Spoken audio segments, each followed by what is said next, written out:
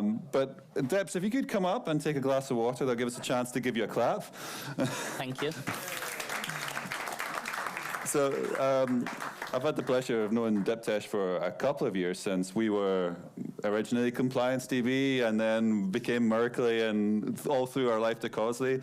Actually, you've gone through some journeys as well in the meantime. I'll let you introduce yourself maybe, but I'm super happy you're here. Thank you. Mike. And yeah, take it away. Thank you. No. Right, so I've been in financial services looking at the overlap between regulations and DevSecOps over the last 6 years. It's been an interesting journey, and I've looked at it from the startup lens, both within larger corporate banks, more traditional investment banks and retail banks, but also upcoming startups starting from pre-seed, seed rounds. We built my last role before Shoal was at Crew Bank, where we built a digital bank in the UK from scratch, which is one of the most highly regulated environment. And now I'm at Shoal, where we are building a sustainability marketplace, where we are going to offer financial services products, but with a sustainability angle to it. And it's part of Standard Chartered Bank, so we have all the regulations that we need to comply with. Hopefully, I'll keep it nice and interesting. Let's see how much I succeed. So yeah, so as you can get from the theme, it's based on aliens versus predators. Can I get a quick show of hands if everyone has at least seen one of the movies or the game? Yeah, great, thank you. That really helps. I was worried for a bit.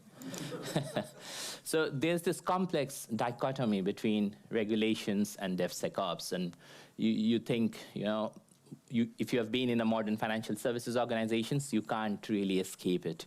It's constantly there, be it whether you're a fintech startup, a scale-up, a traditional or a digital bank, retail, private investment, central banks. Irrespective of what you do, you have got those challenges, and it's about picking a side, right?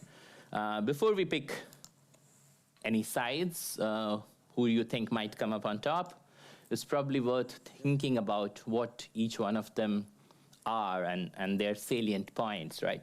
Regulations, why do people love them? They're very well defined, clearly documented. There's limited scope of interpretation, so you know exactly what you're going to get, what you need to do, right? There's less room for interpretation there. DevSecOps, on the other hand, it's a bird, it's a plane, no, it's an alien, right? Even Superman is an alien, for those who know the full story. So it's one of those where people are still trying to agree on one term for DevSecOps, right? If all of us went into a room and everyone had to write what they thought the definition of DevSecOps was, I'm sure we'll probably have tens of different answers in this room. Who are the main cheerleaders, the fan groups that drive regulations? You've got the regulators themselves, obviously. You've got the people who hold senior management functions or part of the senior management certification regimes, risk and compliance teams. Every single regulated organization has them. The gatekeepers, the change haters, they're known by different names. None of them were given by me. And then you've got DevSecOps. Who are the people, the cheering squad for them? You've got digital and cloud natives. You've got startups, as well as established tech behemoths, like the FANG organizations who are big proponents of it. You've got the disruptors. You've got agile coaches who are coming into organizations and saying, you should have DevSecOps. And of course, you have got tooling companies, not naming anyone, but. At the same time, there are some common themes here. They're not entirely different. Both the regulators and DevSecOps says that it's non-negotiable. You absolutely must have us. For regulations, it's about the license to operate. You've got a mandate from the regulators within your jurisdiction, and you need to be compliant with those regulations to operate. Similarly, on the DevSecOps, it's about being agile, about being able to promote continuous changes quickly and efficiently. Right? So there are some common reasons. They both think it's non-negotiable, but at the same time, it's about making sure that they have different reasons for it. Right? Final part before we kick off the battle, the weapons. What do they bring to the table? Right? So DevSecOps have got agile and digital transformation on their side. They've got innovation. That's the new kid on the block. The most important weapon at their disposal, DevSecOps tooling. Now, please don't strain your eyes trying to understand any or all of it. I'm sure you'll find it online, but the idea is there's a growing plethora of different tools, new ones coming up every day, all of which provide different new features as part of it, right? It's a proper sprawl. Regulations, what are their weapons? You've got forms, more forms, death by forms. It starts with frameworks. You've got policies, controls, and audits. So there are different aspects that you would have all come across in any regulated space. What's their nuclear weapon? You do not have our approval to deploy to production. That one sentence just kills everything, right? So that's their main weapon. But is it really a fight, right? We have looked at how they are set up. We have seen they're potentially trying to achieve different goals and objectives, but are they really completely opposites? Can we not come to a middle ground somewhere? Let's take a step back and think about where are they coming from, right? What are the drivers? And that's one of the core aspects, like when you get into a conflict resolution mode where you've got different viewpoints, you take a step back and start from the beginning, see where people's viewpoints are coming from, right? So regulations, they have a duty of care, starts from a good place. They want to protect the customers, but at the same time, some of it you sometimes wonder, are they doing to protect the system itself, right?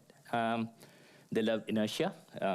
A majority of these issues that you see are caused by deployments or releases. Right? Any changes you make to the system is very likely to have been a cause of a problem, right? And of course, they want to ensure there are proper processes, governance, and controls. In terms of DevSecOps, they've come from that mindset of being lean, having principles like ability to fail fast, test and learn, continuous rapid change, so almost on an ongoing basis, and lots of automation, right?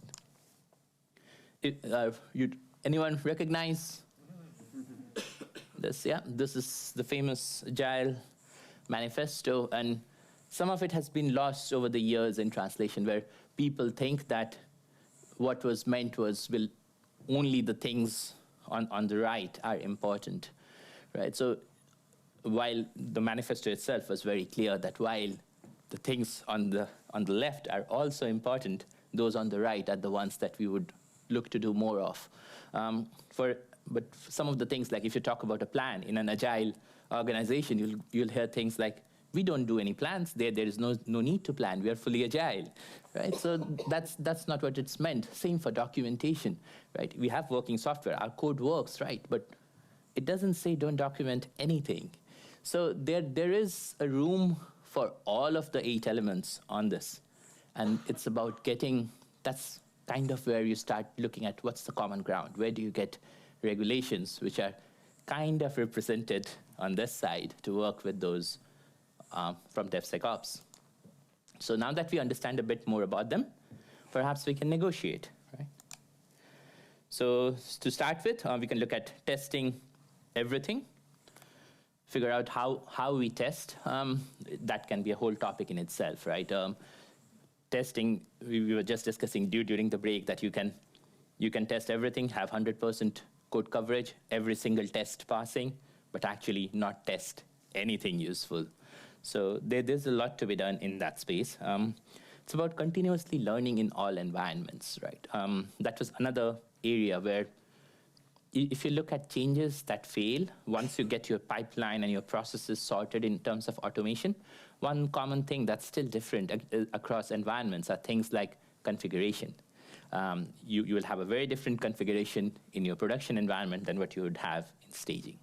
And that might mean because you're connecting to a different backend. It could be because you have a third-party system that has a sandbox and a production environment that's separate. Anyway, any of those will give you differences, and it's about how do you test, work across these environments, and work hard to avoid failing.